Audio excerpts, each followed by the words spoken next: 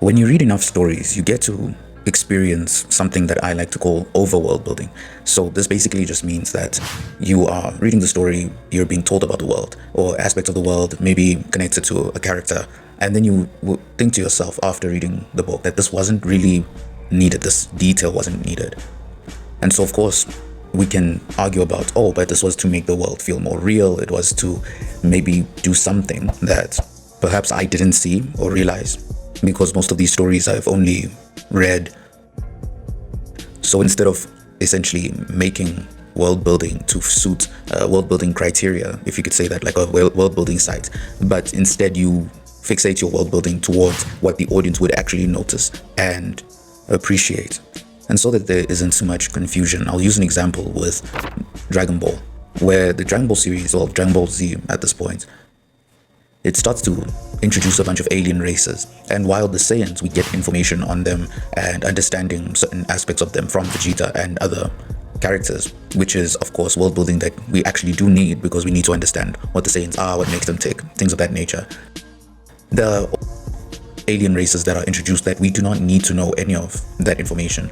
And that's what I appreciate about Toriyama's writing, that he never loses his original audience from Dragon Ball. He still views the series in the same light.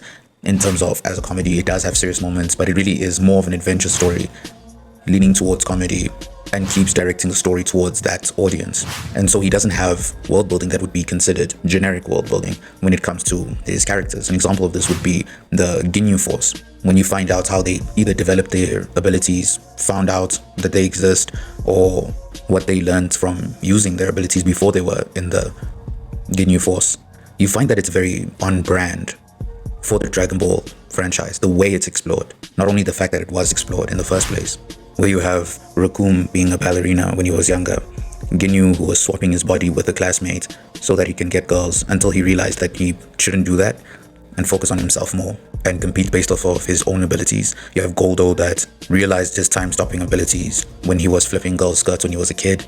You have Berta, who was pressured by his mom and had the chores pushed on him always, and so he ended up developing a fast body and mind. And Jace was a pitcher in Little League and an attacker in space volleyball, leading him to develop a technique that he uses in fighting. And so when you look at these characters, these are obviously aliens, except for Raccoon. But of course the Dragon Ball universe is very big. But instead of gaining knowledge on their biology and how is Berta fast because of his biology, or something else that you would say is expected, if you could say that, what we get is this. And it is not to say that that is unique and special, things like that, but it's to say that the author didn't waste time explaining things that the audience that he intended to target wouldn't care about. And this is not to say that there are no people that would be interested in such information, but it's to say that it wouldn't be the people that he would be targeting. And as a side note, this is what I also mean when I mention that it's very difficult to judge the quality of a story, because it's very contextual. Because Dragon Ball is not your average comedy. It leans towards comedy, but it's not fully comedy. And so because of that, you can have an audience that takes the world and the fights and the stakes very seriously. Maybe too seriously, to the point that it goes against the story that Toriyama is trying to tell. And so if you are going to criticize the series and say another story has better world building than Dragon Ball, the critics could be missing a very big detail about Dragon Ball, which is its tone, and more importantly, its audience. You can only judge the story or any story really, based off of if it fulfills the goals that the author has towards his audience, and not by some abstract understanding of world building, but very in context understanding. And so in its own context, Dragon Ball has very excellent world building when it comes to this point. But if you judge it by a generic standard, it would look quite awful.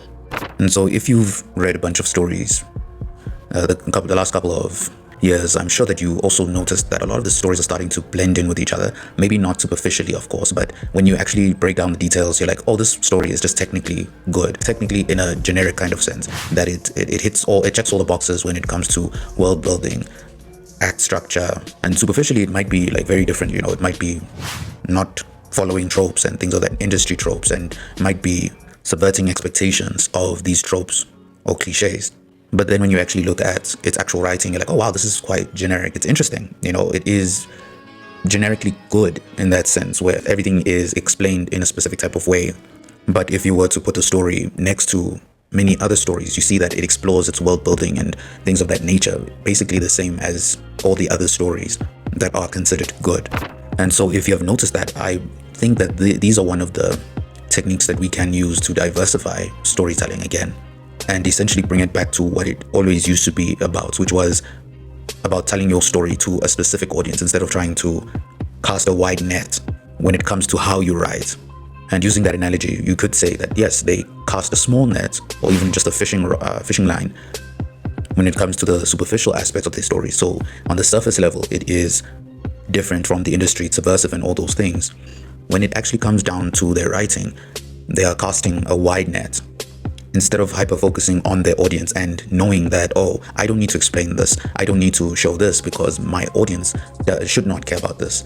You know, that's the people I am actively going for, and so I'm not going to explain why this planet's color is blue, why this alien species has horns on their head, and why that it gives them superpowers, or anything of that nature, depending on the audience. And so hopefully, as you can see, that is my answer. It is to hyper-focus on your audience, on your intended audience. And it is to know that, okay, not only am I going to superficially write in this way, but also when it comes down to the very techniques and details of writing, I'm also going to change that aspect to fit and suit my audience. And in the end, this goes back to freedom of the author and writers to come in and write what they want. Don't feel like you are restricted to a certain list of things that you should do to be considered a good world builder or a good writer, because all these details can end up distracting yourself from the story that you're actually trying to tell and from the audience you're trying to tell it to.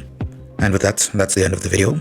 Please give me your own opinions on this matter. Do you want every story to have that, essentially that generic type of world building? Or do you think that having a hyper focus on the audience that an author, or if yourself are an author, do you think that you would like that freedom to have the ability to write and focus on the audience that you want to focus on? And with that, have a nice day.